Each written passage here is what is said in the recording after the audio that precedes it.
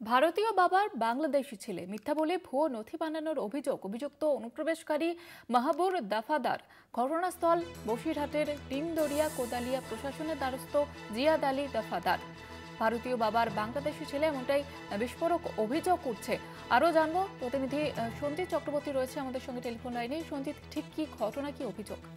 দেখো, উত্তর 24 পরগনার যে বসিরহাট ব্লকে যে নিমদরিয়া কোদালিয়া গ্রাম পঞ্চায়েতের 75 নম্বর বুথে ইতিমধ্যে ভারতীয় বেশ করে একজন ব্যক্তির তারা হঠাৎই ছেলে তৈরি হয়ে গেছে।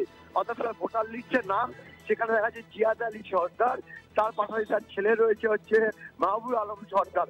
অর্থাৎ এই মাহবুব আলম সর্দার তার কিছুদিন আগে বাংলাদেশের ডুমুর জেলা থেকে এসেছিল, এখানে এসে ভুয়োভাবে নাম তৈরি হচ্ছিল এমনটা মনে করাচ্ছে। ইতিমধ্যে জিয়াদ আলী পুরো বিষয়টা জানার পরে প্রশাসনের দ্বারস্থ হয়েছে এডি বিডিও এবং ব্লক লেভেল অফিসার থেকে শুরু করে স্থানীয় পঞ্চায়েত প্রতিনিধির কাছে তারা এই পুরো বিষয়টা কিন্তু তারা তদন্ত করে দেখাও কি করে একজন বাবার ছেলে নাম নথিভুক্ত হলো।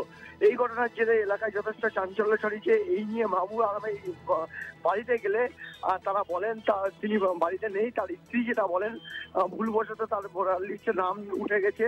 অর্থাৎ এই ঘটনার তিনি ভুল স্বীকার করেছেন। কিন্তু পাশাপাশি যে মাহবুব আলম সর্দারের কথা বলা হচ্ছে সে এদেশের গৃহবধূকে বিয়ে করে তিনি বিশেষ করে এই যে আশ্রয় নিয়েছেন, বসবাস করছেন।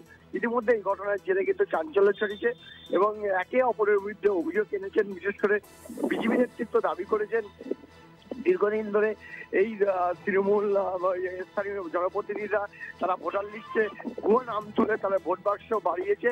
কিন্তু পাশাপাশি তৃণমূল নেতৃত্ব দাবি করেছে বিশেষ করে তার এই ঘটনা কি হলো, অর্থাৎ ব্লক লেভেল অফিসাররা দেখবেন এর সঙ্গে তৃণমূল নেতৃত্ব কোনোভাবেই জড়িত না, আর তদন্ত করে দেখুক প্রশাসন। সব নিয়ে এই ঘটনায় অর্থাৎ ভারতীয় বাবার বাংলাদেশি ছেলের ঘটনায় রীতিমতো চাঞ্চল্য ছড়িয়েছে বসিরহাটের নিমদরিয়া কোদালিয়া গ্রাম পঞ্চায়েত এলাকায়। ধন্যবাদ জানাবো সঞ্জিত।